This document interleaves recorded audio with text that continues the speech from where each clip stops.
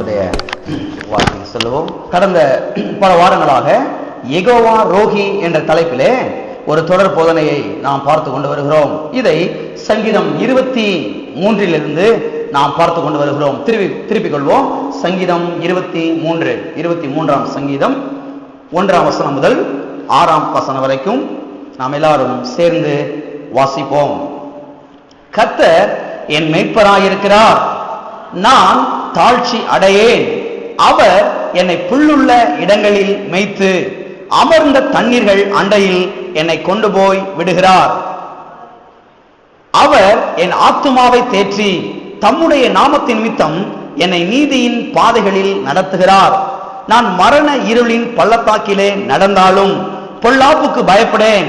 தேவரீர் என்னோட கூட இருக்கிறீர்.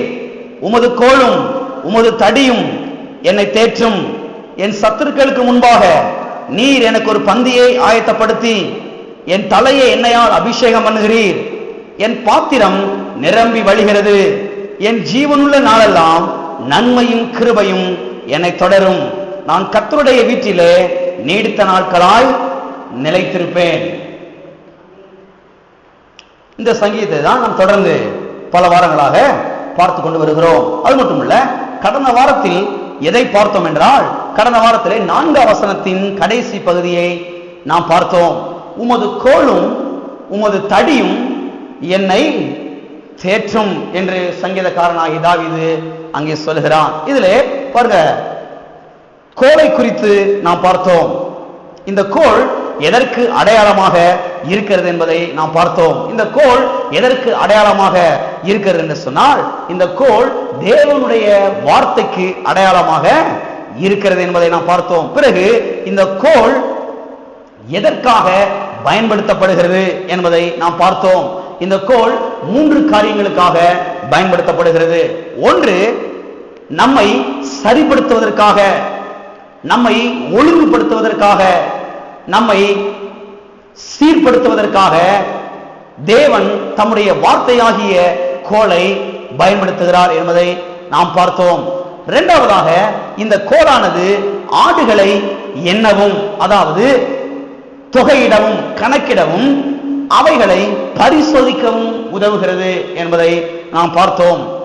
தேவனுடைய வார்த்தை நமக்குள்ளே சென்று நம்மை பரிசோதித்து பார்க்கிறது, நம்மை ஆராய்ந்து பார்க்கிறது. நம்முடைய இருதயத்தை, நம்முடைய சிந்தையை, நம்முடைய வாழ்க்கையை பரிசோதித்து பார்க்கிறது. எதற்காக ஆராய்ந்து பார்க்கிறது? எதற்காக பரிசோதித்து பார்க்கிறது? எதற்காக என்று சொன்னால், நம்ம இன்னும் சிறப்புள்ளவர்களாக மாற்றுவதற்காக, நம்ம இன்னும் பெட்டராக மாற்றுவதற்காக தான் தேவனுடைய வார்த்தையாகிய கோல் நமக்குள்ளாக சென்று நம்ம என்ன செய்கிறது? பரிசோதிக்கிறது என்பதை நாம் பார்த்தோம். பிறகு மூன்றாவதாக, தேவனுடைய வார்த்தையாகிய கோல் எதற்காக பயன்படுத்தப்படுகிறது என்று சொன்னால், பாருங்க, நம்மை பாதுகாக்கும் கருவியாக இருக்கிறது என்பதை நாம் பார்த்தோம். தேவனுடைய வார்த்தை நம்மை பாதுகாக்கக்கூடிய கருவியாக இருக்கிறது. எனவே பாருங்க, தேவனுடைய வார்த்தையாகிய கோலை நாம் தான் எடுத்து உபயோகப்படுத்த வேண்டும்.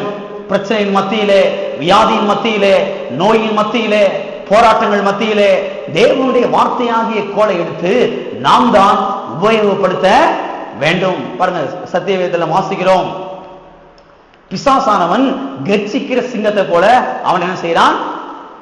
வருகிறான் என்று. பாருங்க, பிசாசு ஒரு முறை ஆண்டவராய் இயேசு கிறிஸ்துவிடத்திலே வந்தான். அப்பொழுது பாருங்க, ஆண்டவராய் இயேசு கிறிஸ்து என்ன பண்ணினார்? தேவனுடைய வார்த்தையாகிய கோலை எடுத்து செய்தார், பயன்படுத்தினார். சாத்தானை அவர் தோற்கடித்தார், ஜெயித்தார். எப்படி? அந்த ஆட்டு மேய்ப்பன் துஷ்ட மிருகங்களை அடித்து துரத்துவதற்கு தன்னிடத்தில் இருக்கக்கூடிய அந்த கோலை எடுத்து அதனாலே அந்த துஷ்ட மிருகங்களை அடித்து துரத்துகிறானோ, இதை போல தேவனுடைய வார்த்தையாகிய கோலை எடுத்து நாம் என்ன செய்ய வேண்டும்? துஷ்ட மிருகமாகிய பிசாசை அடித்து என்ன செய்ய வேண்டும்?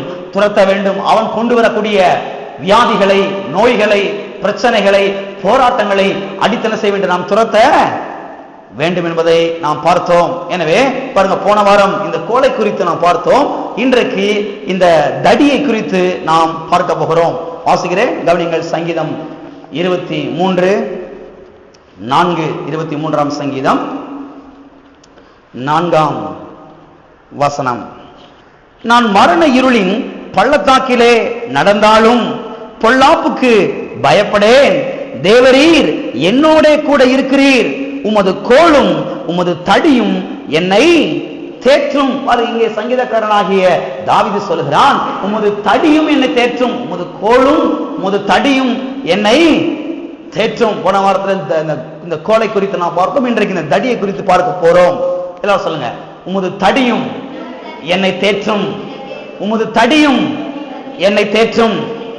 அவனிகளே, இந்த தடி என்பது எப்படி இருக்கும் என்று சொன்னால், இந்த தடி என்பது பாருங்க, இது நீளமாக இருக்கும். கிட்டத்தட்ட பாருங்க ஒரு ஆள் உயரத்துக்கு கூட இது இருக்கும். அது மட்டும் இல்ல, அதன் பாருங்க அந்த தடியினுடைய ஒரு பக்க நுனியிலோ பாருங்க வளைந்ததாக அது இருக்கும். நீளமா இருக்கும், ஆனா ஒரு பக்கத்தினுடைய நுனியில பாருங்க அது கொஞ்சம் வளைந்ததாக இருக்கும். நம்ம ஊர்ல பாத்தீங்கன்னா அதை எப்படி சொல்லுவாங்கன்னா தொரட்டின்னு சொல்லுவாங்க. ஒரு பக்கத்துல பாத்தீங்கன்னா வளைஞ்சிருக்கும். சில இடங்கள்ல பாத்தீங்கன்னா அது வந்து களைன்னு சொல்லுவாங்க. மேல இருக்கக்கூடிய சில காய்கறிகளை கனிகளை பறித்து கீழே எடுக்கக்கூடிய ஒரு ஆயுதமாக அது என்ன செய்யப்படுகிறது, பயன்படுத்தப்படுகிறது. அப்படிப்பட்ட ஒரு ஆயுதத்தை தான் பாருங்க இந்த ஆட்டு மேய்ப்பர்கள் பயன்படுத்தினார்கள். சரி, இந்த தடி எதற்கு அடையாளமாக இருக்கிறது? கவனிங்க, இந்த தடி எதற்கு அடையாளமாக இருக்கிறது என்று சொன்னால், கவனிங்க, கோல் எப்படி தேவனுடைய வார்த்தைக்கு அடையாளமாக இருக்கிறதோ இதை போலவே இந்த தடி பரிசுத்த ஆவியானவருக்கு அடையாளமாக இருக்கிறது. கோல் வந்து தேவனுடைய வார்த்தைக்கு அடையாளமாக இருக்கிறது. தடி வந்து பரிசுத்த ஆவியானவருக்கு அடையாளமாக இருக்கிறது. சரி, இந்த தடியினுடைய பயங்கள் என்ன? இந்த தடி எதற்காக பயன்படுத்தப்படுகிறது? பாருங்க, இந்த தடி பாருங்க 5 காரியங்களுக்காக அது பயன்படுத்தப்படுகிறது. அதை பாருங்க ஒவ்வொன்றாக இன்றைக்கு நாம் பார்க்க போகிறோம். இந்த தடியானது 5 காரியங்களுக்காக பயன்படுத்தப்படுகிறது. முதலாவதாக, இந்த தடி எதற்காக பயன்படுத்தப்படுகிறது என்று சொன்னால், பாருங்க, குட்டி ஆடுகளை தன் அண்டைக்கு சேர்த்து கொள்ள மேய்ப்பனாலே இது பயன்படுத்தப்படுகிறது. மறுபடியும் சொல்றேன், கவனிங்க, குட்டி ஆடுகளை தன் அண்டைக்கு சேர்த்து கொள்ள மேய்ப்பனாலே இந்த தடியானது பயன்படுத்தப்படுகிறது. கவனிங்களே, குட்டி ஆடுகளை பாருங்க தன்னிடமாக சேர்ப்பதற்காக, தன்னிடத்திலே அந்த குட்டி ஆடுகளை இழுத்துக் கொள்வதற்காக இந்த தடியை மேய்ப்பனானவன் பயன்படுத்துகிறான். கவனிங்களே, ஆடுகள் பாருங்க கூட்டமாக மேய்ந்து கொண்டிருக்கிற வேளையிலே இந்த குட்டி ஆடுகள் என்ன பண்ணுமாம்? தூரமாக போக முயற்சிக்குமாம். அதாவது தாய் கூட தான் இருக்குது இந்த குட்டி ஆடு, தாய் கூட தான் போகும்.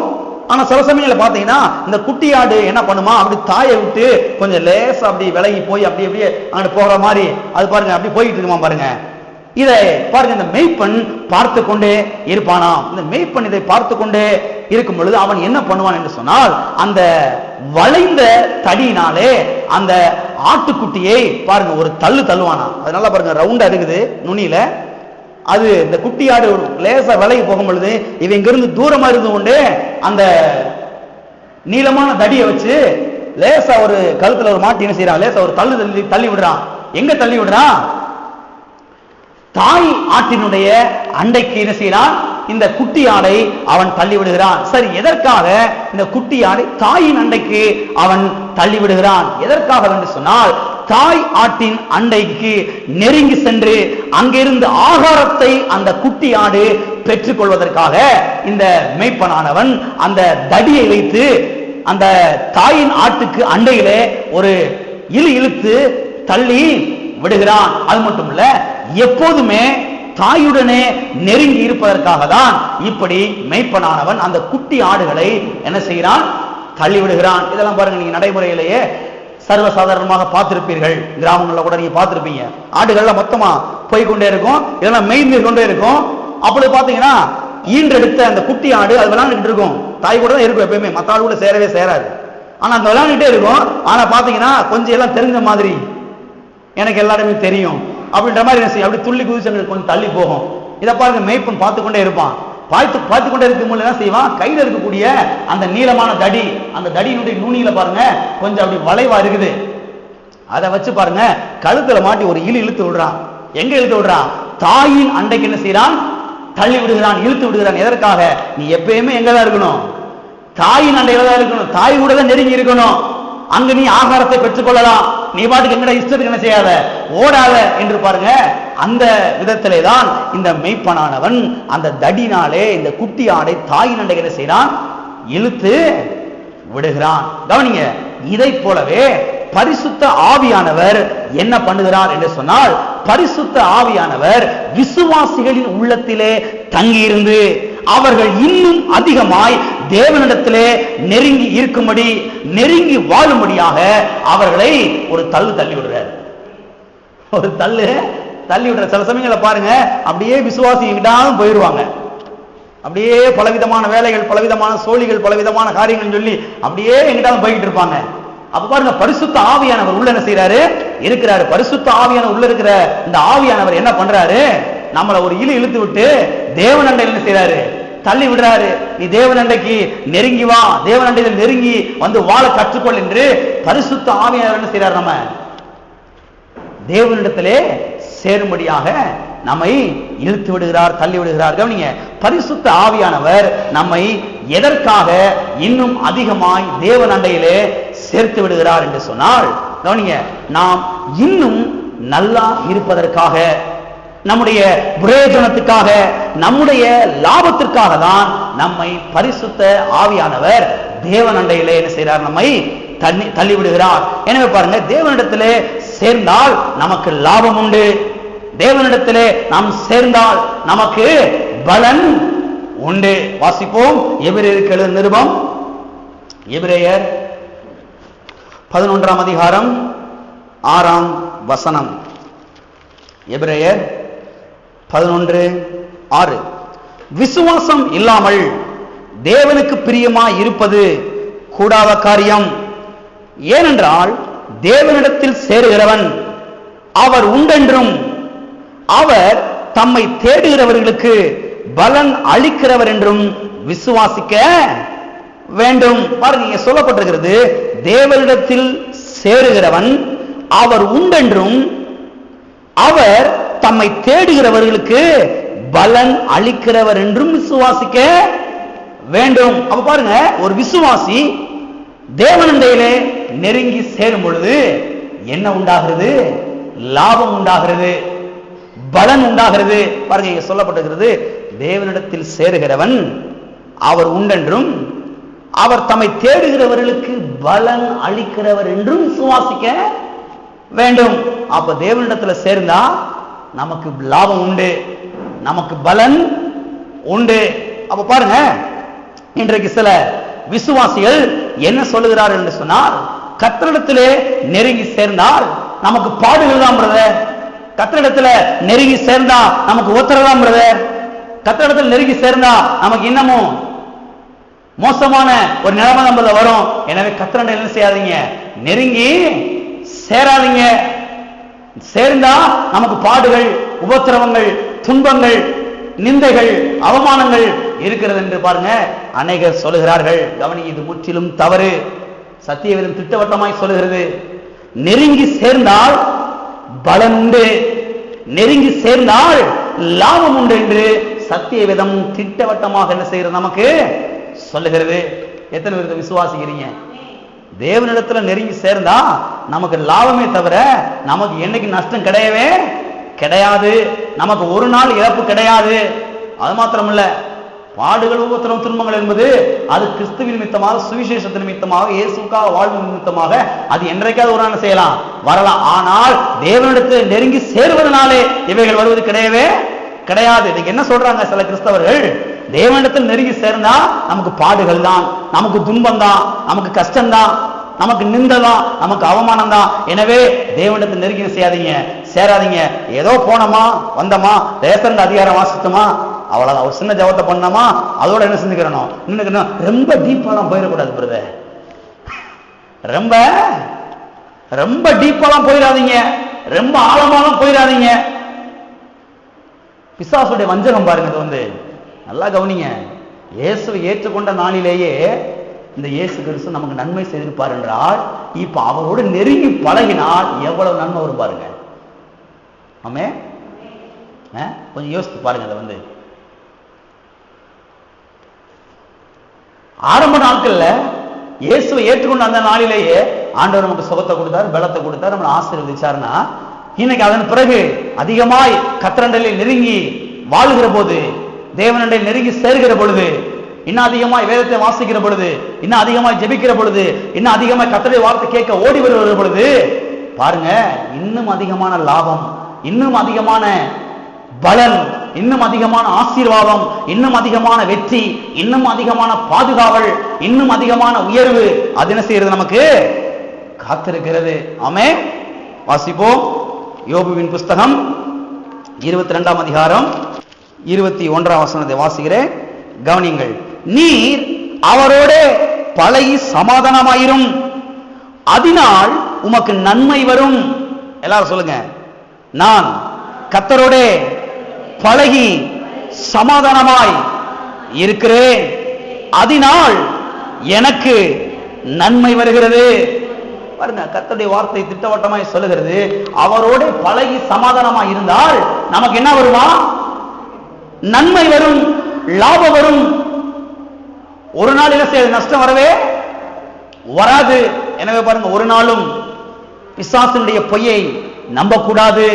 கர்த்தாவே, உம்மோடு நெருங்கி பழகுவதனாலே எனக்கு லாபம் உண்டு, எனக்கு ஆசீர்வாதம் உண்டு, எனக்கு வெற்றி உண்டு, ஒரு நாளும் எனக்கு தீங்கு கிடையவே கிடையாது கர்த்தாவே. பாருங்க, இதை ஆழமாய் நாம் கவனிக்க வேண்டும். எனவே பாருங்க, பரிசுத்த ஆவியானவர் நமக்குள்ள இருந்து என்ன பண்ணுகிறார் அதான் கவனிக்கணும். எப்படி இந்த மேய்ப்பனுடைய கருத்தில் இருக்கக்கூடிய அந்த தடி அது இந்த ஆடுகளை தேவனண்டைக்கு இழுத்து விடுகிறதோ, அதாவது இந்த தாயின் நாட்டுக்கு இழுத்து விடுகிறதோ, இதை போலவே பாருங்க, பரிசுத்த ஆவியானவர் நமக்குள்ளே இருந்து தங்கி வாசம் பண்ணி என்ன பண்ணுகிறார்? நம்மை தேவனிடத்திலே இன்னும் நெருங்கி சேரும்படியாக, தேவனோடு நெருங்கி வாழும்படியாக, தேவனோடு நெருங்கி சஞ்சரிக்கும்படியாக, அவருடைய பிரசன்னத்திலே தங்கி வாழும்படியாக பரிசுத்த ஆவியானவர் நமக்கு என்ன செய்கிறார்? உதவி செய்கிறார். நம்ம என்ன செய்கிறார்? அங்கே தள்ளி விடுகிறார். அங்கே என்ன செய்கிறார்? நம்மை அமர பண்ணுகிறார். இதுதான் பாருங்க முதலாவது காரியம். இரண்டாவதாக, இந்த வளைந்த தடியை மேய்ப்பன் எதற்காக பயன்படுத்துகிறான்? இரண்டாவது காரணம் கவனிங்க. இந்த வளைந்த தடியை பாருங்க, ஆடுகள், அதாவது ஆடுகளை ஐக்கியப்படுத்த மேய்ப்பன் பயன்படுத்துகிறான். ஆடுகளை பாருங்க ஒன்று சேர்க்க இந்த கோலை மேய்ப்பனானவன் பயன்படுத்துகிறான். மறுபடியும் சொல்றேன், கவனிங்க. இந்த வளைந்த தடியை ஆடுகளை ஐக்கியப்படுத்த மேய்ப்பன் பயன்படுத்துகிறான். ஆடுகளை ஒன்று சேர்க்க இந்த மேய்ப்பன் பயன்படுத்துகிறான். கவனிங்களே, ஆடுகள் கூட்டமாக போய் கொண்டிருக்கிற போது பாருங்க, அவைகளுக்குள்ளேயே சில முட்டல்கள், மோதல்கள் எல்லாம் அங்க ஏற்படும். ஒரு ஆடு உன்னோட ஒண்ணு செய்யும், லேசா முட்டை மோத உரசிக்கிற, நீ பெரிய ஆளா நான் பெரிய ஆளான்னு காமிக்க. அப்படி ஒரு கூட்டம் என்ன செய்யும்? இந்த ஆட்டு மந்தைக்குள்ளே இருக்கும். இப்படி போகும்பொழுதே பாத்தீங்கன்னா உன்னை அப்படி கொஞ்சம் வரப்பா தெரியும், நான் தான் பெரிய ஆளு அப்படின்ற மாதிரி என்ன செய்யும்? சில ஆடுகள் வந்து அப்படியே பாருங்க, நெஞ்சை நிமித்திட்டு முகத்தை அப்படி தூக்கிட்டு நிக்க பாருங்க, அதுக்கு அடி வாங்க சில ஆடுகள்லாம். அந்த மாதிரி ஆடுகள்லாம் பாருங்க என்ன பண்ண ஆரம்பிக்கும்? எதுக்கு ஒன்னா சேர்ந்து போய்கிட்டு, எதுக்கு ஒன்னா சேர்ந்து போய்கிட்டு, இந்த கூட்டத்தோட போய்கிட்டு நம்ம வாட்டுக்கு தனியா என்ன செய்வோம், அப்படியே போவோம் என்று பாருங்க சில ஆடுகள் செய்ய ஆரம்பிக்கிறது.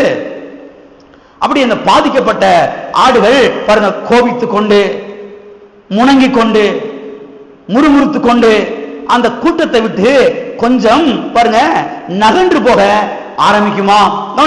இப்படிப்பட்ட வேளைகளிலே மேய்ப்பன் என்ன பண்ணுவானா, அந்த வளைந்த தடியினாலே பாருங்க அந்த ஆடை பாருங்க ஒரு தள்ளுவானா, பாருங்க உள்ள இழுத்து தள்ளி விடுவானா, தனியா நீ போகாத அப்படின்னு சொல்லி பாருங்க உள்ள இழுத்து விடுவானா. நல்லா கவனிங்க, மற்ற ஆடுகளோடு ஐக்கியப்படும்படியாக இந்த மேய்ப்பனானவன் இந்த கோலை வைத்து செய்வானாம், இந்த ஆடுகளை உள்ள தள்ளி விடுவானா. நீங்க எல்லாருமே ஒரே கூட்டம், நீங்க ஒரே இனம், நீங்க ஒரே சமுதாயம், எனவே உன்னுடைய ஐக்கியம் இங்கேதான் இருக்க வேண்டும் என்ற அந்த அர்த்தத்திலே என்ன செய்வானா, இந்த மேய்ப்பனானவன் கையில் இருக்கக்கூடிய அந்த தடியை வைத்து என்ன செய்வானாம், இந்த ஆடை உள்ள ஒரு இழுத்து விடுவானாம். கவனிங்க, இதை போலத்தான் சில சமயங்களிலே என்ன நடக்கிறது என்று சொன்னால், ஒருவருக்கு விரோதமாக ஒருவர் பேசி மனம் கசந்து, அதாவது மனத்தாங்கள் ஏற்பட்டு கசப்போடு வாழ்கிற வேளையிலே பரிசுத்த ஆவியானவர் என்ன பண்ணுகிறார் என்று சொன்னால், நாம் ஒருவரோடு ஒருவர் ஐக்கியப்படும்படியாக செய்கிறார். விரோதங்களை, கசப்புகளை நீக்கி போட, மற்றவர்களை பாருங்க மன்னிக்க உதவி செய்கிறார். மன்னித்து சமாதானமாய் வாழ நம்மை உணர்த்துகிறார். கசப்பை வெளியேற்று, விரோதத்தை வெளியேற்று, பகையை வெளியேற்று, அதை உள்ளத்தில் வைக்காத என்று நம்முடைய உள்ளத்தில் என்ன செய்கிறார்? பரிசுத்த ஆவியானவர் உணர்த்துகிறார். எத்தனை பேருக்கு அப்படி உணர்த்தி இருக்கிறாரு? சில சமயங்களை பாருங்க, ஒருவருக்கு ஒருவர் என்ன ஆகிருது? லேசா அப்படி உரசல் ஏற்பட்டுருது. லேசா ஒரு மோதல், இப்படி முகத்தை பார்த்தாவே தெரியும். நல்லாதான் இருந்திருப்பாங்க, ஆனா லேசா ஒரு உரசல் விசுவாசிகளுக்குள்ளே, அப்படி நாடுகளுக்குள்ள எப்படி இருக்குதோ அது மாதிரி லேசா அப்படி ஒரு உரசல், லேசா அப்படி ஒரு இது பாருங்க. அப்படிப்பட்ட வேளையிலே பரிசுத்த ஆவியானவர் என்ன பண்ணுகிறார்? நமக்குள்ளே தங்கி இருக்கிறார் இல்லையா? நமக்குள்ளே தங்கி இருக்கிற பரிசுத்த ஆவியானவர் என்ன பண்ணுகிறார்? அந்த குற்றங்களை மன்னிக்கும்படியாக நமக்குள்ள என்ன செய்கிறார்? உணர்த்துகிறார். உடனே மன்னிச்சிரு, அதை மறந்துரு, உள்ள கசப்பு வைக்காத, உள்ள பகையை வைக்காத, உள்ள எரிச்சலை வைக்காத, அதனுடைய ஆசீர்வாதத்தை தடுத்து நிறுத்திடும், உன்னுடைய எதிர்காலத்தை பெரிய பெரிய விதத்தில் அது பாதிச்சிடும். எனவே நான் உன்னை எப்படி மன்னிச்சேனோ அதை போல நீ என்ன செய்ய? மற்றவனுடைய குற்றத்தை மன்னி, அந்த கசப்பை வெளியேற்று. அந்த கசப்பு என்பது விஷத்தன்மை, விஷத்தை உள்ள வைக்காத, வெளியேற்று என்று பாருங்க. உள்ளத்திலே பரிசுத்த ஆவியானவர் செய்றாரு, நம்மளை ஒரு தள்ளு தள்ளுறாரு. அப்படி இந்த ஆட்டு மேய்ப்பன் எப்படி அந்த தடியினாலே விலகி போகிற ஆட்டினுடைய அந்த கழுத்துல மாட்டி ஒரு இழுத்து விடுறாரு, மந்தைக்குள்ள வா, இங்கதான் ஐக்கியம் இருக்கணும், இங்கதான் உறவு இருக்கணும், இதுதான் உன்னுடைய கூட்டம், இதுதான் உன்னுடைய சமுதாயம், இதுதான் உன்னுடைய இனம், இங்கதான் இருக்கணும், மற்றவங்களை மன்னி ஒண்ணு சேருன்னு சொல்லி பாருங்க. அந்த விதத்துல இந்த மேய்ப்பன் அந்த தடியினால என்ன செய்யறான்? உள்ளே இந்த ஆட்டு தள்ளி விடுகிறான். இதே போலதான் பாருங்க, பரிசுத்த ஆவியானவர் என்ன பண்ணுகிறார்? நமக்குள்ளே அவர் வாசம் பண்ணுகிறார். நமக்குள்ளே வாசம் பண்ணி என்ன பண்றாரு? இப்படி சில சமயங்கள் வரத்தான் ஆரம்பிக்குது. நம்ம பாருங்க, உலகத்தில் இருக்கிறோம், சில சமயங்கள்ல விசுவாசிகளுக்குள்ளே மற்றவர்களுக்குள்ள சில முட்டல்கள், மோதல்கள், உரசல்கள், சில கசப்புகள் வர ஆரம்பிக்கதான் செய்யுது. ஆனால் உடனே பாருங்க, பரிசுத்த ஆவியானவர் என்ன பண்ணுகிறாரு? உடனே அதை நமக்கு உணர்த்துகிறார். உள்ள வைக்காத பகைய, கசப்பு உள்ள வைக்காத, விரோதத்தை உள்ள வைக்காத, குற்றத்தை உள்ள வைக்காத, உடனே மன்னிச்சிரு, அதை மறந்துரு, அதை தூக்கி வெளியேற்று. ஏனென்றால் அது உன்னுடைய ஆசீர்வாதத்தை, உன்னுடைய சுகத்தை, உன்னுடைய வெற்றியை, உன்னுடைய எதிர்காலத்தை தடுத்து நிறுத்திவிடும் என்று நமக்குள்ள என்ன செய்கிறார்? உணர்த்துகிறார். இப்படி எத்தனை பேர் உணர்த்தி இருக்கிறார்? உண்மையாகவே எல்லாருக்குமே கர்த்தர் உணர்த்துறாரு. ஏன்னா எல்லாருக்குமே இப்படிப்பட்ட காரியம் நடக்கத்தான் செய்யுது. இப்படிப்பட்ட உரசல்கள், முட்டல்கள், மோதல்கள் எல்லாம் எல்லாருக்கும் வரத்தான் செய்யுது. ஏன்னா நம்ம எல்லாம் மனுஷனா இருக்கிறோம், இந்த பூமியில இருக்கிறோம். அதனால இப்படிப்பட்ட வர்றதுக்கு வாய்ப்புகள் ஏராளம் செய்யுது, இருக்குது. ஆனால் அந்த கசப்புகளை, விரோதங்களை உள்ளத்துல என்ன செய்யக்கூடாது? வைக்கக்கூடாது. அதை உடனே என்ன செய்ய வேண்டும்? வெளியேற்ற வேண்டும். வாசிப்போம். எபேசியர் 4ஆம் அதிகாரம், எபேசியர் 4:32. ஒருவருக்கொருவர் தயவாயும் மன உருக்கமாயும் இருந்து கிறிஸ்துவுக்குள் தேவன் உங்களுக்கு மன்னித்தது போல நீங்களும் ஒருவருக்கொருவர் மன்னியுங்கள். எல்லாம் சொல்லுங்க, நீங்களும் ஒருவருக்கொருவர் மன்னியுங்கள். பக்கத்துல முகத்தை பார்த்து சொல்லுங்க, கொஞ்சம் சொல்லு, நல்லா சொல்லுங்க. நீங்களும் ஒருவருக்கொருவர் மன்னியுங்கள். நீங்களும் ஒருவருக்கொருவர் மன்னியுங்கள். எத்தனை அப்படி மன்னிக்க போறீங்க இனிமேல்? நல்லா கவனிங்க. கசப்புகள் வராதுன்னு சொல்லல யாருமே. சில சமயங்கள சில காரணங்கள் வரத்தான் செய்யுது. ஆனால் அதை நிரந்தரமா உள்ள என்ன செஞ்சிடக்கூடாது? வச்சிடக்கூடாது. பாருங்க, இப்ப நாய் கடிக்குன்னு சொல்றாங்க. நாய் கடிச்ச உடனே விஷம் செஞ்சிருது, உள்ள வந்துருது. அதை வெளியேற்றலைன்னா ரொம்ப சிக்கல். உடனே பாருங்க, என்னமாவது பண்ணி வெளியேற்றிடுறாங்க. என்னமாவது ஒரு மருந்தை போட்டு, என்னமாவது ஒரு ஊசியை போட்டு, என்னமாவது ஒரு மாத்திரையை போட்டு வெளியே என்ன செஞ்சிடறாங்க? ஏத்திடுறாங்க. ஏன்? அது பிற்காலத்தில் சரீரத்துல பாதிப்பை உண்டாக்கும், சரீரத்தில் நோயை உண்டாக்கும், சரீரத்தில் நஷ்டத்தை உண்டாக்கும், இழப்பை உண்டாக்கும். எனவே பாருங்க, முன்கூட்டியே அந்த விஷத்தை செய்யறாங்க, வெளியில ஏத்துறாங்க. கசப்பும் கூட இந்த எரிச்சல், பகை, குற்றங்கள், தப்பிதங்கள் இதுவும் கூட ஒரு விஷம்தான். இதை உடனே வெளியேற்றவில்லை என்று சொன்னால் அது நம்முடைய எதிர்காலத்தில் என்ன செய்யும்? ஒரு பெரிய பாதிப்பை ஏற்படுத்திவிடும். எனவே தான் பாருங்க, இதை வெளியேற்ற வேண்டும். இதை வெளியேற்றும்படியாக தான் பரிசுத்த ஆவியானவர் நமக்குள்ளே என்ன செய்கிறார்? உணர்த்துகிறார். உள்ள வைக்காத, வெளியேற்று. அது உன்னுடைய குடும்பத்துக்கு, உன்னுடைய சரீரத்துக்கு, உன்னுடைய வாழ்க்கைக்கு அது பெரிய பாதிப்பு என்ன செய்துவிடும்? ஏற்படுத்திவிடும் என்று பரிசுத்த ஆவியானவர் செய்கிறார். உள்ளே இருந்து நமக்கு உணர்த்துகிறார். அப்படி உணர்த்துகிற பொழுது உடனே என்ன செய்யணும்? அவங்கள மன்னிக்கணும், அந்த கசப்பை வெளியே ஏற்றணும். ஒருவேளை நேரடியாக போய் மன்னிப்பு கேட்கறதுனா பரவாயில்ல, இங்க இருந்து என்ன செய்யறேன், இயேசு நாமத்தில் அவங்களை என்ன செய்யறேன், நான் மன்னிக்கிறேன் ஆண்டவரே, அவங்களை ஆசீர்வதிக்கிறேன், அவங்க நல்லா இருக்கட்டும் அப்படின்னு சொல்லி உங்களுக்கு இருக்கக்கூடிய கசப்பை வெளியே ஏத்திட்டீங்கன்னா, நான் அடிக்கடி சொல்லுவேன் இல்லையா, நீங்க முதல்ல ஜெயிலை விட்டு வெளியே வந்துட்டீங்க. ஜெயிலை விட்டு நீங்க முதல்ல வெளியில வந்துட்டீங்க. மன்னிக்கலன்னா இங்க தான் இருக்கிறீங்க, ஜெயிலுக்குள்ளதான் இருக்கீங்க, சிறைச்சாலைக்குள்ளதான் இருக்கிறீங்க. பாலமாக கவனிக்க வேண்டியது அவசியமாக இருக்கிறது. வாசிப்பு இன்னொரு வசனத்தை, மார்க் எழுதின சுவிசேஷம் மார்க்கு 11:25 வாசிக்கிறேன், எல்லாரும் கவனிங்கள். நீங்கள் நின்று ஜெபம் பண்ணும் போது ஒருவன் பேரில் உங்களுக்கு யாதொரு குறை உண்டாயிருக்குமானால் பரலோகத்தில் இருக்கிற உங்கள் பிதா உங்கள் தப்பிதங்களை உங்களுக்கு மன்னிக்கும்படி அந்த குறையை அவனுக்கு மன்னியுங்கள். அந்த குறையை அவனுக்கு மன்னியுங்கள். நீங்க உண்மையாகவே தெளிவா சொன்னா என்ன சொல்றாரு, நீங்கள் நின்று ஜெபம் பண்ணும் போது, அதை கொஞ்சம் கவனிங்க நல்லா, நீங்கள் நின்று ஜெபம் பண்ணும் போது என்ன சொல்றாரு, நீ ஜெபம் பண்ற, உன் ஜெபத்துக்கு பதில் வரணும்னா முதலாவது என்ன பண்ணணும் தெரியுமா, நீ யாரை பகைச்சியோ அவங்களை நீ முதலாவது மன்னிக்கணும். அப்படி மன்னிச்சா இப்போ உன் ஜெபத்துக்கு நான் பதில் தர்றேன். இல்லைனா என்ன ஆகும், இந்த கசப்பு அந்த பதில தடுத்து நிறுத்திடும். எத்தனைக்கு விளங்குச்சு? விளங்கணும். ஆமே சொல்லுங்க சத்தமா, சத்தத்தை காணமே.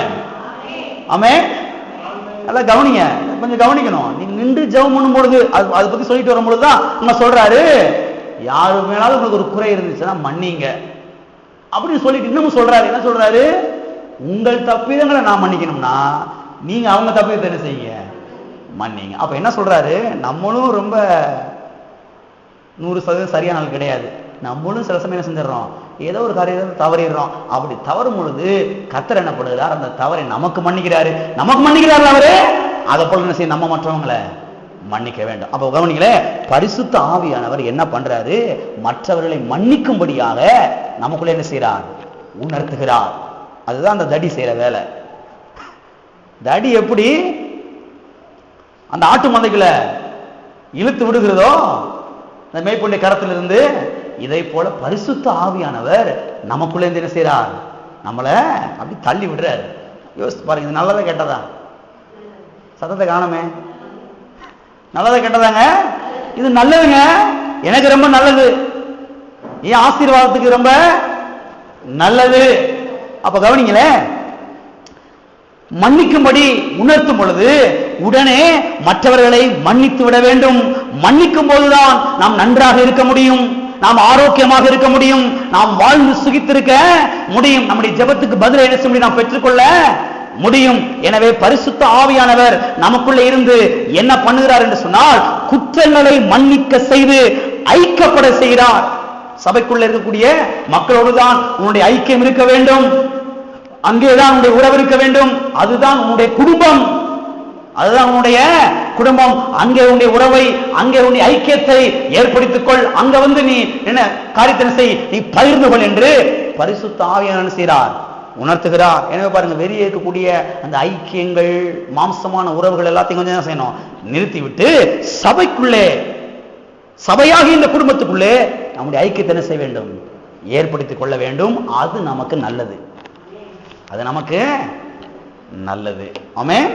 ரைட். மூன்றாவதாக, இந்த வளைந்த தடியை மேய்ப்பன் எதற்காக பயன்படுத்துகிறான் என்று சொன்னால், நல்ல கவனிங்க, ஆடுகளை வழிநடத்த இந்த வளைந்த தடியை மேய்ப்பன் பயன்படுத்துகிறான். இது ரொம்ப முக்கியமான காரியம். கவனிங்க, ஆடுகளை வழிநடத்தி செல்ல, ஆடுகளை வழிநடத்த இந்த வளைந்த தடியை மேய்ப்பன் பயன்படுத்துகிறான். கவனிங்களே, ஆடுகள் பாருங்க, சில நேரங்களிலே கும்பலாக அப்படி மேய்ந்து கொண்டிருக்கும் பொழுது சில ஆடுகள் என்ன பண்ணுமாம், அப்படியே பாருங்க தனியாக போக ஆரம்பித்து விடுமாம், கொஞ்சம் வழி விலகி போக ஆரம்பித்து விடுமாம்.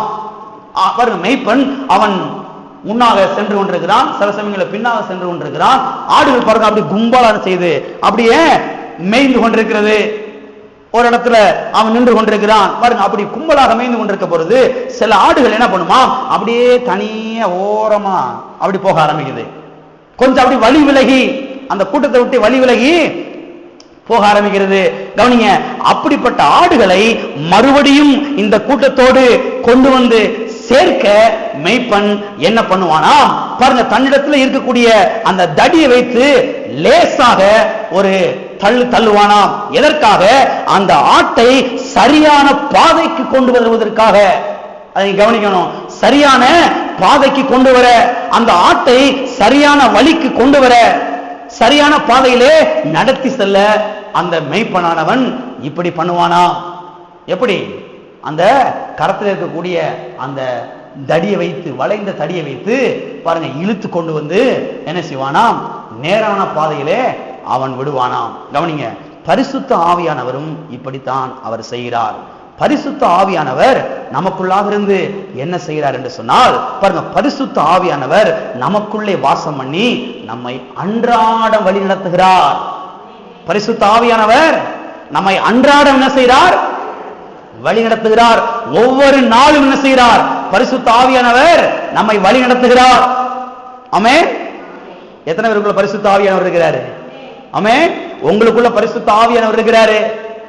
உங்களை வழி நடத்துறதுக்கு இன்னொரு ஆள் தேவை கிடையவே கிடையாது. எத்தனை வழங்குது? உங்களை வழி நடத்துறதுக்கு வரம்பெற்ற ஒரு அக்கா தேவை கிடையவே கிடையாது. உங்களை வழி நடத்துறதுக்கு ஒரு வரம்பெற்ற தீர்க்கதரிசி தேவை கிடையவே கிடையாது.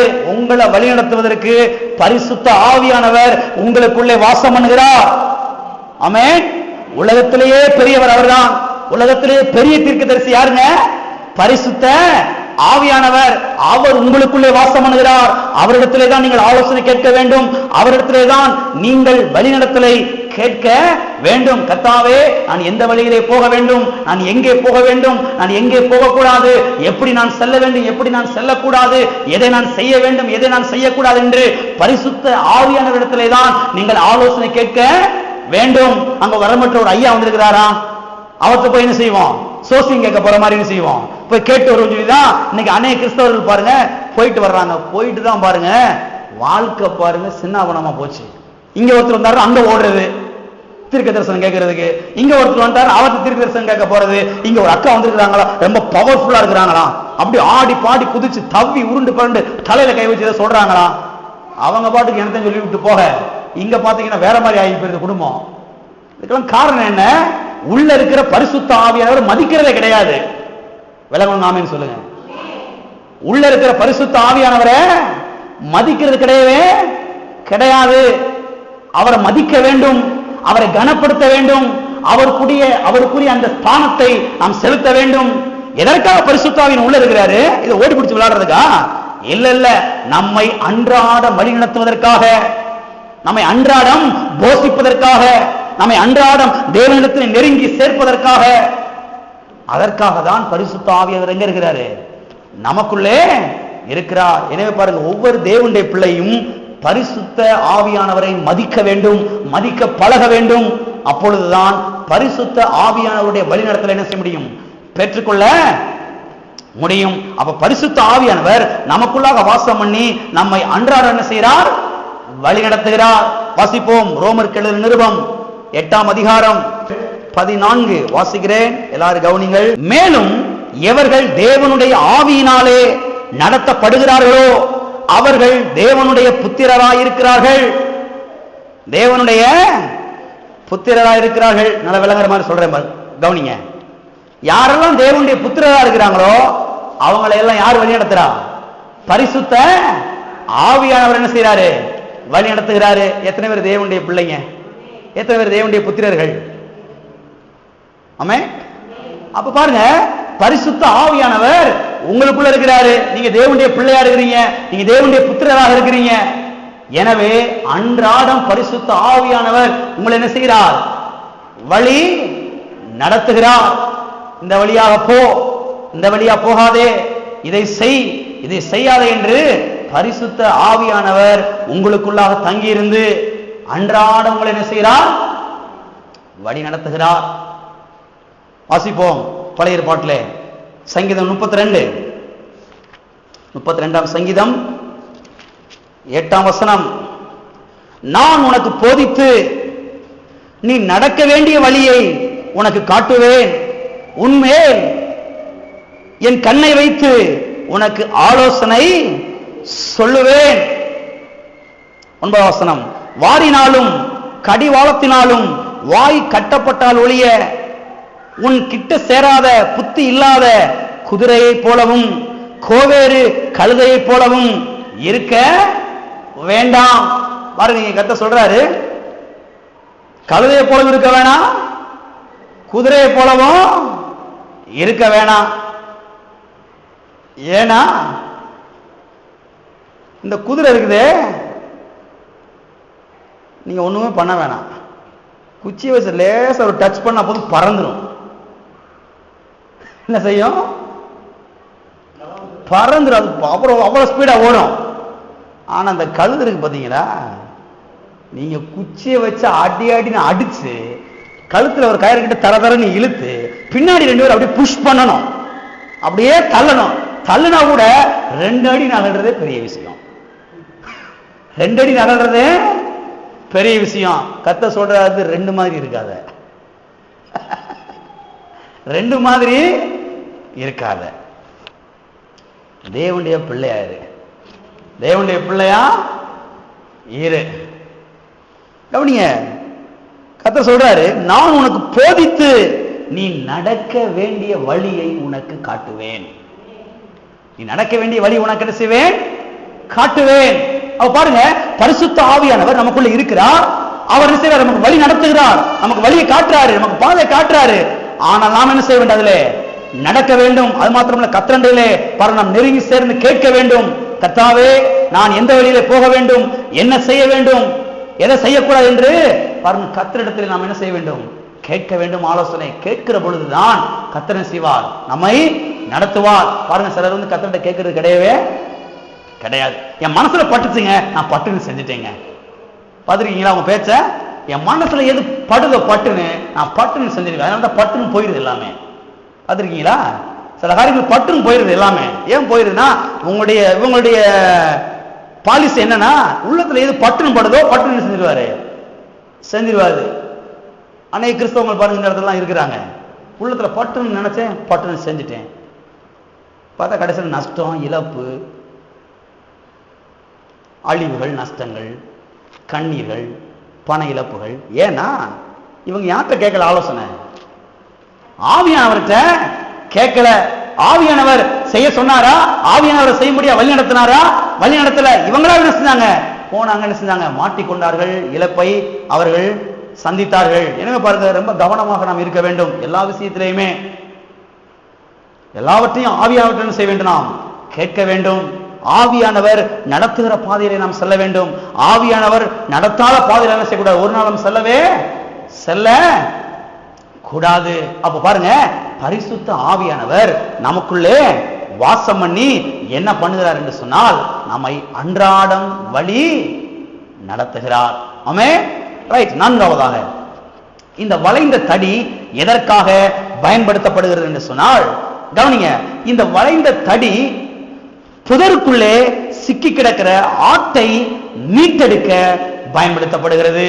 கவனிங்களே, சில சமயங்களிலே சில ஆடுகள் என்ன பண்ணுமாம்? சில செடிகளை கடித்து சாப்பிட ஆசைப்பட்டு அது பாருங்க முட்புதருக்குள்ளே போய் இறங்கி விடுமாம். அப்படி இறங்குகிற வேளையிலே பாருங்க, அந்த ஆடுகள் அந்த முட்புதருக்குள்ளே போய் சிக்கிக்கொண்டு மாட்டிக்கொண்டு கத்தி அலறி கொண்டிருக்குமா. அதெல்லாம் பாருங்க பொதுவாகவே நம்ம பார்த்திருப்போம். சில ஆடுகள்லாம் பாருங்க, நான் போய் அந்த இலையை சாப்பிட போறேன், அந்த செடி கடிக்க போறேன்னு சொல்லி பாருங்க, அது பாட்டுக்கு உள்ள இறங்கிடும். இறங்குனா முட்புதருக்குள்ள மாட்டி முள்ளரும் அது மேல இருக்கும்.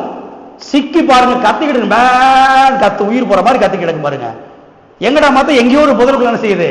இந்த ஆட்டுக்குட்டி சிக்கி கிடக்குது. கவனிங்க, இப்படிப்பட்ட வேலைகளிலே இந்த மேய்ப்பன் என்ன பண்ணுவானாம்? தன்னிடத்தில் இருக்கக்கூடிய அந்த தடியை பயன்படுத்தி அந்த சிக்கல்களை நீக்கி, அந்த முள்ளுகளை நீக்கி, அந்த ஆட்டை அந்த முட்புதரில் இருந்து மீட்டெடுப்பானா. இவன் போய் கையை வச்சு இவன் கையில குத்திரும், எல்லாமே இவன் கையில குத்தி பராண்டி விட்டு ரத்த இவன் கையில என்ன செஞ்சிடும்?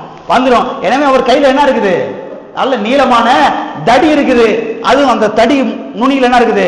நல்ல வளைந்த ஒரு ஆயுதம் கூட அங்க இருக்கிறது. எனவே பாருங்க, இங்க நின்று கொண்டே அந்த சிக்கல் என்ன செய்யறாரு, எடுத்து விடுறாரு. இந்த பக்கம் இந்த பக்கம் இந்த பக்கம் எடுத்து விட்டு அந்த ஆடை என்ன செய்யறாரு, அந்த முட்புதருக்குள்ள என்ன செய்யறாரு, மீட்டு எடுக்கிறார். கவனிங்க, இதை போலத்தான் நாமும் கூட கவனிங்க, சில சமயங்களிலே எங்கேயாவது போய் சிக்கிக் கொள்றோம், எங்கேயாவது போய் சிக்கிக் கொள்ளுகிறோம், எங்கேயாவது போய் வேண்டாத காரியத்துல மாட்டிக்கொள்றோம். மாட்டின பிறகு தெரியுது, ஐயோ எங்கேயும் வேண்டாத காரியத்தை மாட்டிக்கிட்டோமே அப்படின்னு சரி திருன்னு முழிக்கிறோம். இதுல இருந்து எப்படி தப்பிக்க போறோம், எப்படி வெளியே வர போறோம் என்று பாருங்க முழித்துக் கொண்டிருக்கிறோம். கவனிங்க, ஒரு தேவனுடைய பிள்ளை சிக்கலில் எப்படி மாட்டிக்கொள்கிறார்கள் என்று சொன்னால், சிக்கலிலே அந்த பிரச்சனைக்குள்ளாக எப்படி அவர்கள் சிக்கிக் கொள்கிறார்கள் என்று சொன்னால், கவனிங்க, சில சமயங்களிலே சில தேவைகள் எழும்புகிற வேளையிலே நாம் என்ன பண்ணி விடுகிறோம் பாருங்க, தேவன் அந்த தேவைகளை சந்திப்பார் என்று அவரை சார்ந்து கொள்ளாமல் நம்முடைய சுய இஷ்டத்தின்படி போய், நம்முடைய சுய எண்ணத்தின்படி போய், நம்முடைய ஞானத்தின்படி போய், நமக்கு நன்றாக தோன்றுகிறபடி செய்கிறோம். அப்படி செய்கிற வேலையிலே தான் சிக்கல்ல மாட்டிக்கொள்ளுகிறோம். எத்தனை அப்படி மாட்டிருக்கிறீங்க? எல்லாருமே மாட்டிருப்போம் கண்டிப்பா. அது யாரும் மறுத்து பேச முடியவே முடியாது. ஏதோ ஒரு தேவை வருது, திடீர்னு ஏதோ ஒரு காரியம் சந்திக்கப்படணும், ஏதோ பொருளாதார தேவை ஏதோ தேவைப்படுது. அந்த சமயத்தில் உடனே நம்ம என்ன பண்ணிடணும், என்ன பண்ணணும் என்ன பண்ணக்கூடாது நல்லா கவனிங்க. கர்த்தரை சார்ந்து கொள்ள வேண்டும். கர்த்தர் இந்த தேவையை சந்திப்பார், கர்த்தர் இந்த தேவையை நிறைவாக்குவார். கர்த்தரின் மேய்ப்பராக இருக்கிறார், எனக்கு ஒரு குறையும் இல்லை. அவர் எல் ஷடாய், அவர் யெகோவா ஈரே, அவர் போதுமானதுக்கு அதிகமான தேவன், அவர் மகிமையின் ஐஸ்வரியத்திலிருந்து என் தேவைகளை சந்திப்பார் என்று கர்த்தரை சார்ந்து கொள்ளாமல் நம்ம என்ன பண்ணிடுறோம், நமக்கு தோன்றுகிற பிரகாரம் நம்ம மட்டும் என்ன செஞ்சிடறோம், போய்விடுகிறோம். நம்முடைய சுய இஷ்டத்தின்படி போய், நம்முடைய சுய எண்ணத்தின்படி போய், நம்முடைய சுய ஞானத்தின்படி போய், நமக்கு நன்றாக தோன்றுகிறபடி போய் அப்படி செய்கிற வேலையிலே தான் என்ன ஆகிவிடுகிறது, சிக்கல்ல மாட்டிக்கொள்றோம். அப்பதான் யோசிக்கிறோம், கர்த்தர் ஒரு வார்த்தை கேட்டிருக்கலாமே. அப்பதான் சிலருக்கு இது செய்யுது, கர்த்தரே நான் வருது. சிக்கல்ல மாட்டின பிறகுதான் அமைதியா இருக்கிறீங்க. சிக்கல்ல மாட்டின பிறகுதான் அப்பதான் கர்த்தருடைய ஞாபகம் வருது. ஐயோ கர்த்தர் ஒரு வார்த்தை கேட்காம விட்டோமே, அப்ப கர்த்தர் நம்ம கேட்டிருந்தா இப்படி நம்ம சிக்கிருக்க மாட்டோமே. அப்படிப்பட்ட ஒரு யோசனை செய்யுது வருது, பிரச்சனையில மாட்டிக்கொள்கிறோம். கவனிங்க, தேவைகள் இருக்கத்தான் செய்கிறது.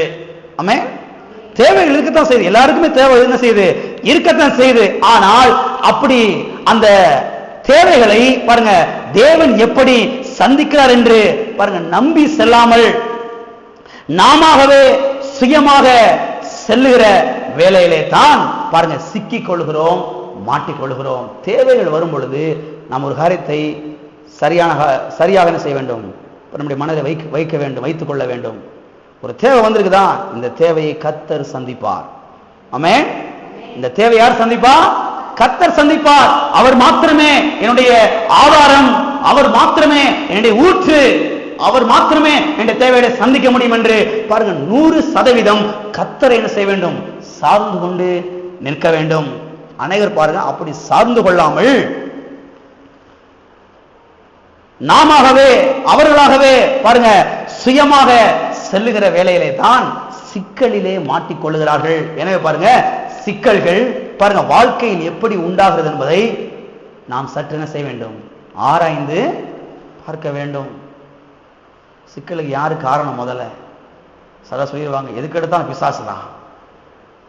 அவன் ஒருத்தன் கிடைச்சான், அவன் ஒருத்தன் ஏதாவது நடந்துச்சா பிசாசு, ஏதாவது நடந்துச்சா பிசாசு. இவங்க கொஞ்சம் யோசிச்சு பார்க்கறதே கிடையாது. இந்த சிக்கலுக்கு யாரு காரணம்? நம்ம எதுவும் காரணம் இருக்கிறோமா, நம்ம எதுவும் தவறு பண்ணிருக்கிறோமா, நம்ம எங்கேயாவது வேண்டாத கருத்து செஞ்சிருக்கிறோமா, கர்த்தரை கேட்காம கர்த்தரை சார்ந்து கொள்ளாம அவர்கிட்ட ஆலோசனை கேட்காம நம்ம மாட்டுக்கு எதுவும் செஞ்சோமா, நம்ம இஷ்டப்படி செஞ்சோமா, நம்ம இருதயத்துல தோன்ற பிரகாரம் எதுவும் செஞ்சோமா என்று யோசிக்கிறது கிடையவே கிடையாது. ஆனா இவங்க அது இதுன்னு சொல்லி கடைசி பிசாசுன்னு சொல்லி என்னமா சாக்கு போக்கு சொல்லிக்கிட்டு இருப்போம். கவனிங்க, சிக்கல்கள் வாழ்க்கையில் எப்படி உண்டாகிறது என்பதை நாம் சற்று ஆராய்ந்து பார்க்க வேண்டும். அது மட்டும் இல்ல, கவனிங்க, அப்படி சிக்கிக் கொண்டிருக்கிற வேளையிலே பரிசுத்த ஆவியானவர் என்ன பண்ணுகிறார் அதை கவனிக்கணும். சில சமயங்கள் தேவைகள் வருகிறது, சில சமயம் சிக்கல்ல மாட்டிக்கொள்றோம். அந்த ஆடு விலகி போய் நல்ல இலையை சாப்பிடலாம்னு சொல்லி இறங்கி போகும்பொழுது புதருக்குள்ள விழுந்துருது, பேன் கத்துது. அப்படி பாருங்க, நம்ம சில சமயங்கள் என்ன செஞ்சிடறோம், போய் ஏதாவது சிக்கல்ல மாட்டிக்கொள்கிறோம். அப்படி சிக்கல்ல மாட்டிக்கொள்கிற வேளையிலே பரிசுத்த ஆவியானவர் பாரு என்ன பண்ணுகிறார் என்று சொன்னால், அதை நமக்கு உணர்த்தி, சுய புத்தியின் மேல் சாயாதே, உன்னுடைய சுய பலத்துல நீ நிக்காதே, எனக்கு நல்ல ரத்தம் இருக்குது, எனக்கு உழைக்க பலன் இருக்கிறது, நான் எப்படி வந்துருவேன், எனக்கு அவரை தெரியும் இவரை தெரியும் என்று நிக்காதே. கர்த்தரை சார்ந்து கொள், கர்த்தரை சார்ந்து கொள்.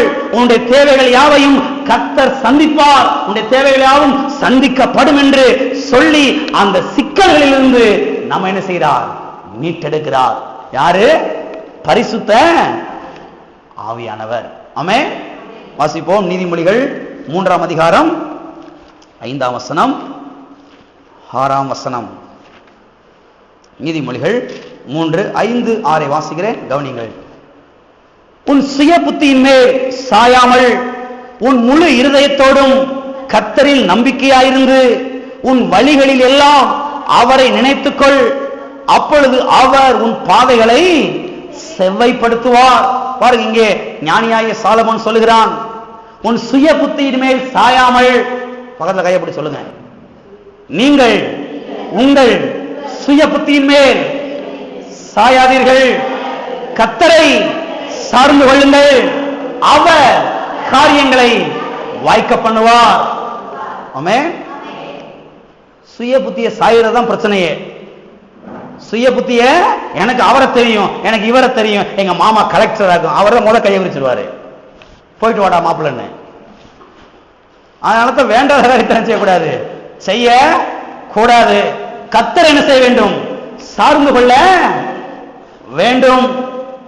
உன் முழு இருதயத்தோடும் கர்த்தரில் நம்பிக்கையாயிருந்து உன் வழிகளில் எல்லாம் அவரை நினைத்துக்கொள். எல்லாம் சொல்லுங்க, உன் வழிகளில் எல்லாம் அவரை நினைத்துக்கொள். யார? தாய் மாமாவையா, சித்தப்பாவா, பெரியப்பாவையா?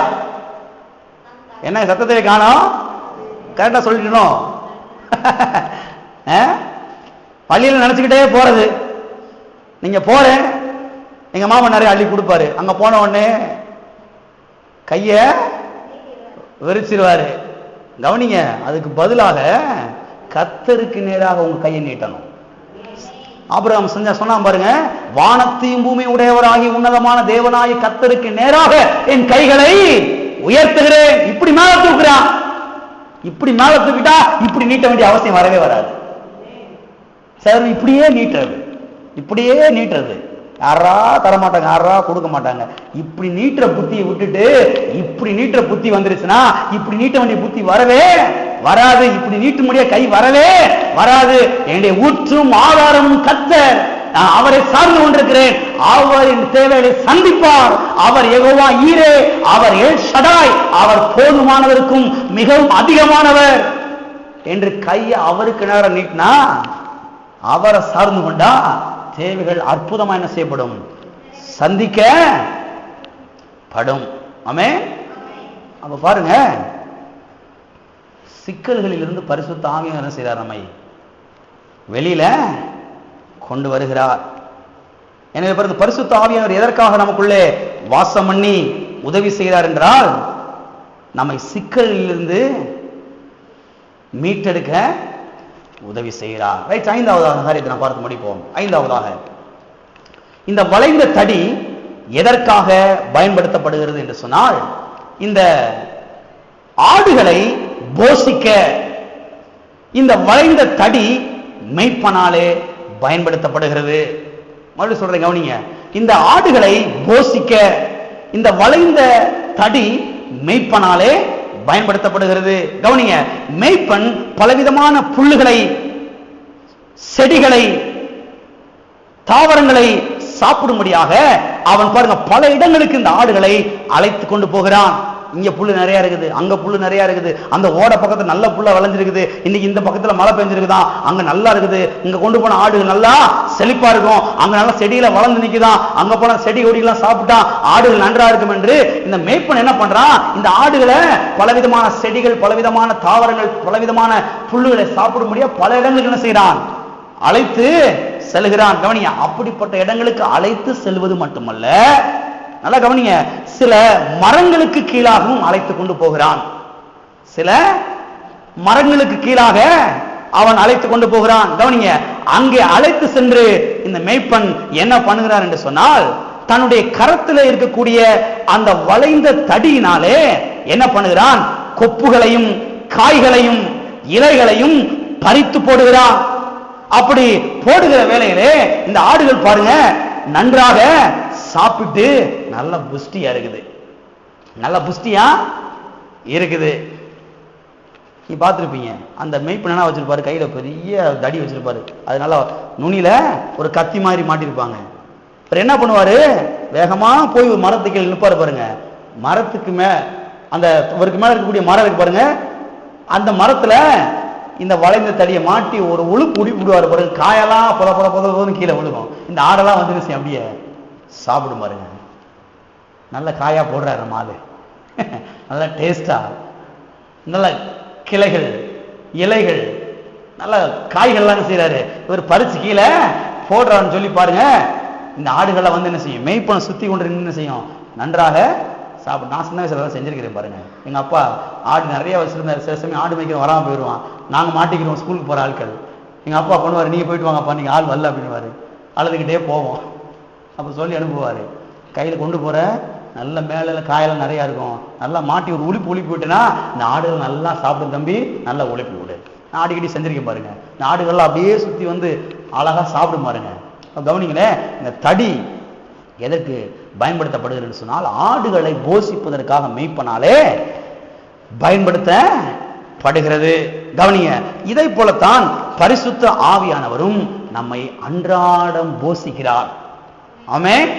அன்றாட நம்மை போஷிக்கிறார். எதனாலே போஷிக்கிறார்?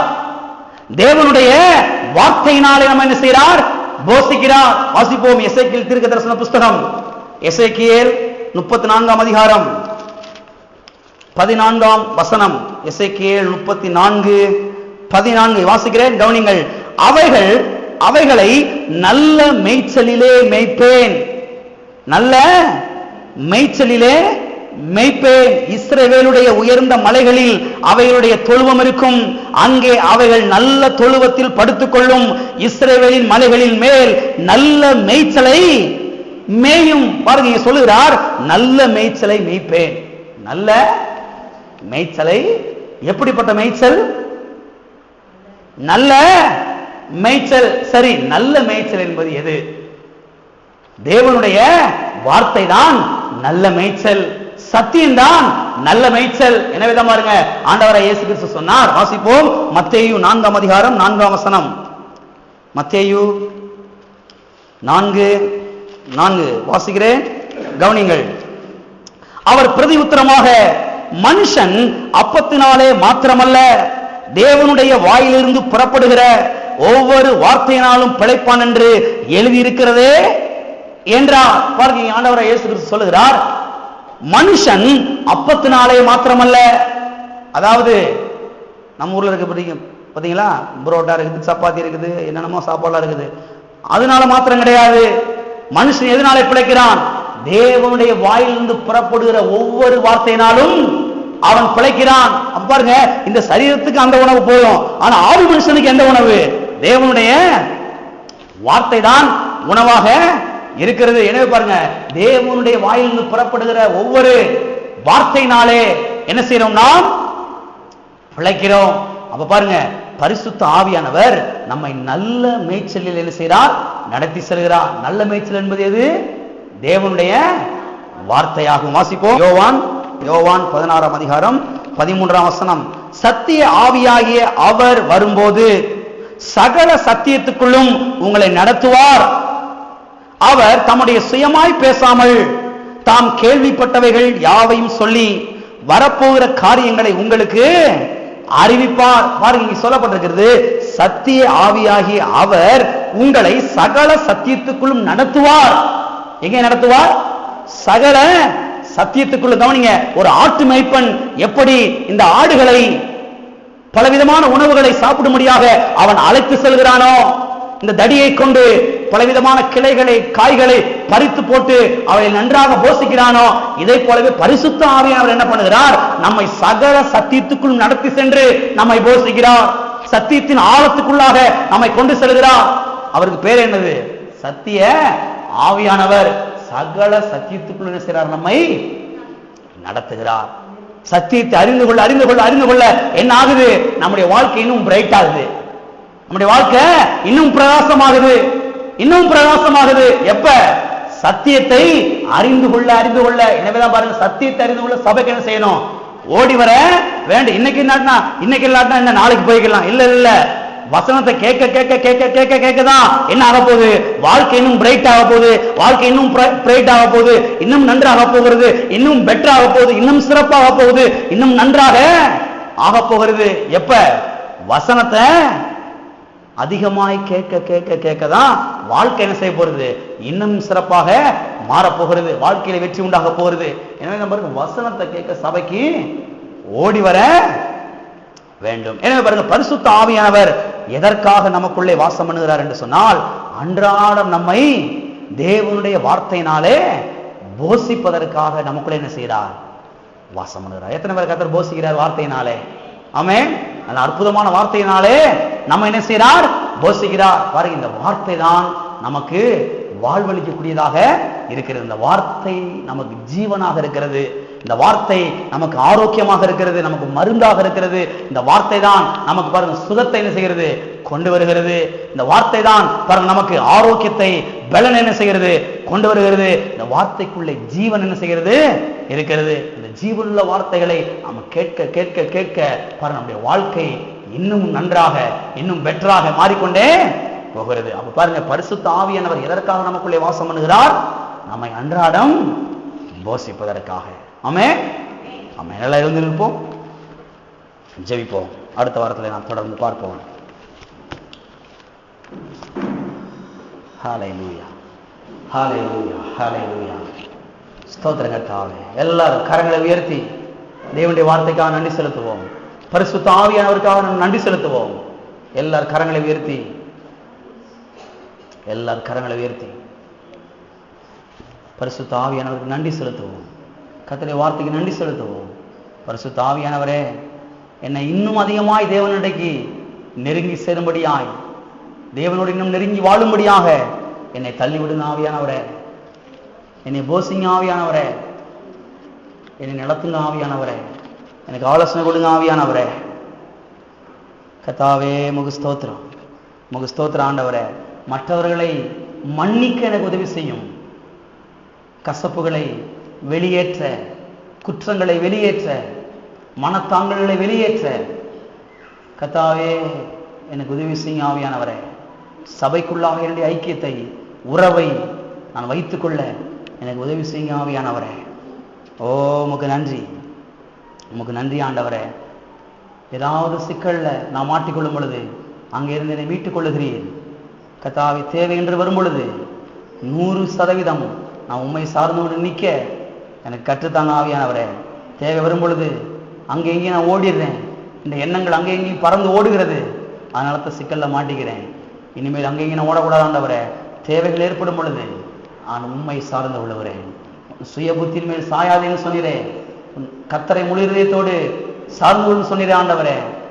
கர்த்தர் மேல் முழு நம்பிக்கை ஏறுன்னு சொன்னீரே ஆண்டவரே. கர்த்தா, முழுசான உம்மை சார்ந்து கொள்கிறேன். என்னுடைய தேவைகளை யாவை நீர் மாத்திரமே சந்திக்க முடியும். என்னுடைய ஊற்றும் ஆதாரமும் நீர் மாத்திரமே கர்த்தாவே. என்னுடைய ஊற்றும் ஆதாரமும் நீர் மாத்திரமே. என்னுடைய ஊற்றும் ஆதாரமும் நீர் மாத்திரமே. ஓ, உமக்கு நன்றி. சத்திய ஆவியானவரே, சத்தியத்துக்குள்ளாக நடத்தி செல்லும். சத்தியத்தை அறிந்து கொள்ள உதவி செய்யும் ஆண்டவரே. சத்தியத்தை அறிவீர்கள், நீங்கள் அறிந்த சத்தியம் உங்களை விடுதலையாக்கும் சொன்னீரே கர்த்தா. சத்தியத்தை அறிந்து கொள்ள எனக்கு உதவி செய்யுங்கப்பா. உமக்கு நன்றி ஆண்டவரே. எங்கள் அன்பின் பிதாவே, கர்த்தராகிய இயேசு நாமத்தினுடைய சமூகத்திலே நாங்கள் வருகிறோம். ஆசீர்வதிக்கப்பட்ட இந்த வேலைக்காக ஸ்தோத்திரம் ஆண்டவரே. பரிசுத்த ஆவியானவரே, நீர் எங்களுக்குள்ளே வாசம் பண்ணி அன்றாட நடத்தி செல்லுகிறீர், அன்றாடம் போசிக்கிறீர், அன்றாட ஆலோசனை கொடுக்கிறீர். கர்த்தாவே, இன்னும் அதிகமாய் அப்படி செய்யும்படியா நாங்கள் ஜெபிக்கிறோம். வந்திருக்கிற ஒவ்வொருவரையும் இப்படி கரத்தில் நாங்கள் கொடுக்கிறோம் ஆண்டவரே. நீர் இவர்களை போசிப்பீராக, இவருடைய தேவையாகவும் நீர் சந்திப்பீராக, நீர் இவர்களின் வழிநடத்துவீராக. கர்த்தாவே, சிக்கலிலே மாட்டி கிடக்கிற பிள்ளைகளை அந்த சிக்கலுக்குள்ளாக இருந்து நீர் வெளியே கொண்டு வருவீராக. கடன் பிடியில் இருக்கிற பிள்ளைகளை, கடனுக்குள்ளே சிக்கி கிடக்கிற பிள்ளைகளை நீர் வெளியே கொண்டு வர வேண்டும்படியா நாங்கள் ஜெபிக்கிறோம். கர்த்தாவே, தகப்பனே, உமக்கு ஸ்தோத்திரம் ஆண்டவரே. நீர் இவருடைய தேவைகளையாவும் சந்தித்தருளும், தேவைகளையாவும் நீர் பூர்த்தி செய்யுமே. கர்த்தாவே, ஓ தேவனே, உமக்கு ஸ்தோத்திரம். உம்முடைய ஆலோசனையை கேட்டு நடக்க இவர்கள் நீர் உதவி செய்ய ஆண்டவரே. 100% உம்மை சார்ந்து கொள்ள இவர்கள் நீர் உதவி செய்வீராக. போக்குவரத்து எல்லாவற்றையும் ஆசீர்வதியும். அவ்விதமாக செய்கிறபடியா நன்றி. இயேசு நாமத்தில் பிதாவே. என் ஆத்துமாவே கர்த்தரை ஸ்தோத்திரி, என் முழு உலகமே பரிசுத்த நாமத்தை ஸ்தோத்திரி. என் ஆத்துமாவே கர்த்தரை ஸ்தோத்திரி, செய்த சகல உபகாரங்களையும் மறவாதே. நம்முடைய கர்த்தராகிய இயேசு கிறிஸ்துவின் கிருபையும், பிதாவாகிய தேவனுடைய அன்பும், பரிசுத்த ஆவியானவருடைய ஐக்கியமும் இப்போதும் எப்போதும் நம் அனைவரோடும் கூட சதா காலங்களிலும் இருப்பதாக. ஆமென். கர்த்தர்